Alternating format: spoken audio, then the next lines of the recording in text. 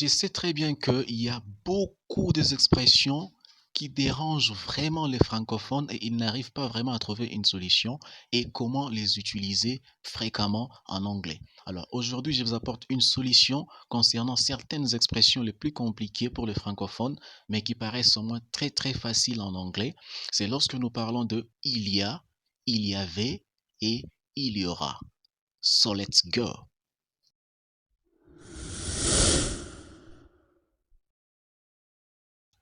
Hello guys, it's James Ashim, your English coach. So don't forget to subscribe and to activate the notification bell so you will never miss any future video. So, how to use there is, there were, and there will be.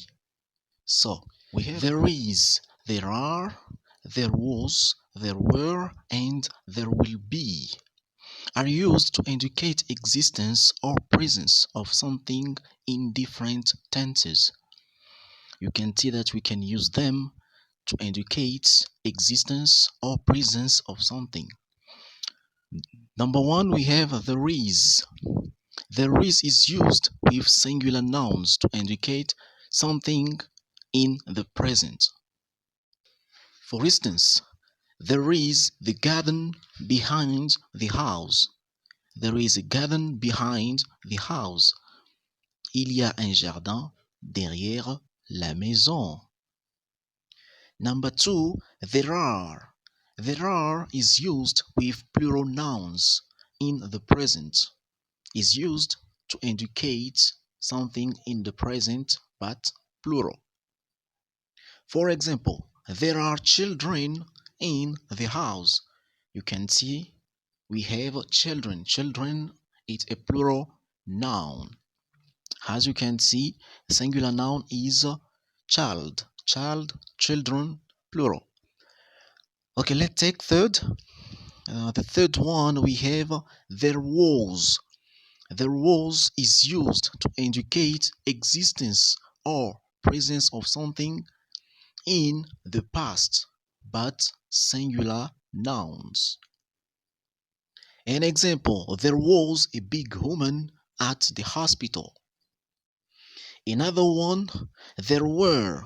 There were is used with plural nouns to indicate something in the past.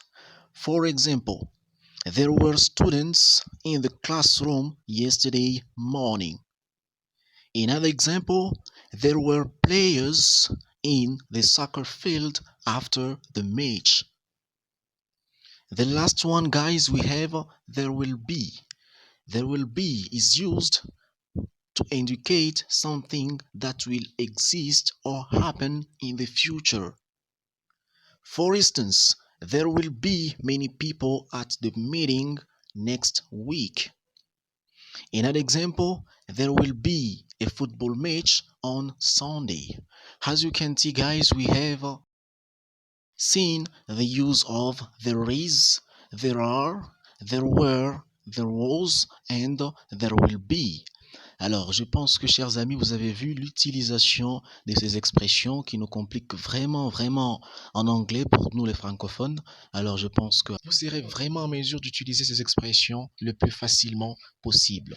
Partagez cette vidéo avec vos amis, faites des commentaires et des exemples utilisant ces expressions et vous allez voir que c'est très facile. Alors, there is, c'est ce que nous appelons il y a. Donc, si nous comprenons très bien, there is, c'est il y a. There are, c'est aussi il y a, mais pour le pluriel de nom. Voilà. There were, there was, c'est toujours le passé. Donc, il y avait, mais pour des choses qui sont au pluriel. Par exemple, comme on a parlé de people. People, c'est pluriel, n'est-ce pas? Nous avons students, c'était au pluriel. Donc là, on utilise tout justement there were. Et lorsque c'est au singulier, qu'on appelle singular nouns, là, on utilise tout justement was. There was. There was a big woman at the hospital. There was a child in the house yesterday night. Vous allez voir que là, c'est le passé. So we use them in the past. And then we have there will be. So here, guys, we have to use it just in future. So when we have to talk about a future time, so we have to use there will be. Share this video with your friends, subscribe to the channel and activate the notification bell so you will never miss any future video. The expression is each one teach one. Je t'enseigne et toi aussi tu enseignes à l'autre et c'est comme ça que nous marchons. So take care guys.